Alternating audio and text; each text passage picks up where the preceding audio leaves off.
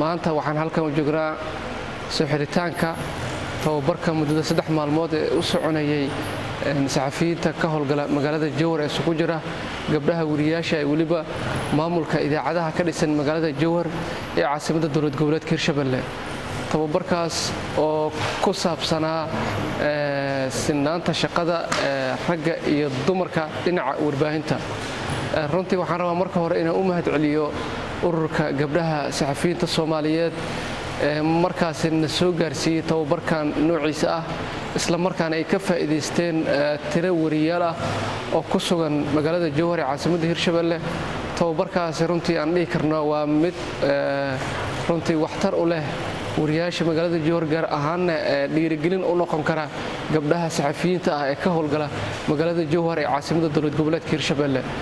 runtii anaga ururka saxafiyiinta gobolka Shabeellaha Dhexe runtii asaaskeena ama dhisitaankeena ururka iyo qayb ka ahaa in yacni kor loo qaado xirfadda ay ku shaqeystaan gabdhaha saxafiyiinta Soomaaliyeed iyo waliba in dhiirigelin loo sameeyo gabdhaha wariyaasha ee ka howlgala gobolka Shabeellaha Dhexe maadaama xubnaha ugu sareeya ururka oo ay ka mid tahay maama Mariimo Sheekh Cabdi oo sidoo kalena ah wakiilka gabdhaha ururka saxafiyiinta Soomaaliyeed.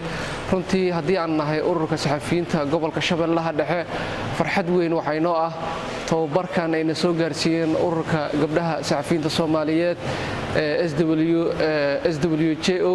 runtii waxaan filayaa ururada kale ee ka dhisan dalka Soomaaliya fadhigooda oo yahay magaalada Muqdisho in sidaan oo kale saxafiyiinta ku sugan gobolka Shabeellaha Dhexe inay soo gaarsiiyaan. waxaan kaloo rabaa inaan ugu baaqo dhammaan ururada ka dhisan dalka Soomaaliya ee ku shaqada leh warbaahinta gobolka Shabeellaha Dhexe markii la yiraahdo runtii inta badan tababarada waxaa loo qabtaa wariyaasha ku sugan magaalada Jowhar.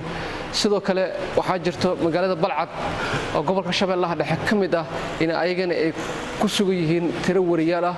waa kaliya labada magaalo oo sida saxan ay ugu howlgalaan wariyaasha gobolka Shabeellaha Dhexe. marka anigoo ka faa'iideysanaya fursadan waxaan rabaa inaan ugu baaqo in degmada Balcad ee gobolka Shabeellaha Dhexe oo tiro saxafiyiin ay ku sugan yihiin in il gaar ah ay u yeeshaan dhammaan ururada saxafiyiinta ka dhisan dalka Soomaaliya. waa mahadsantiin.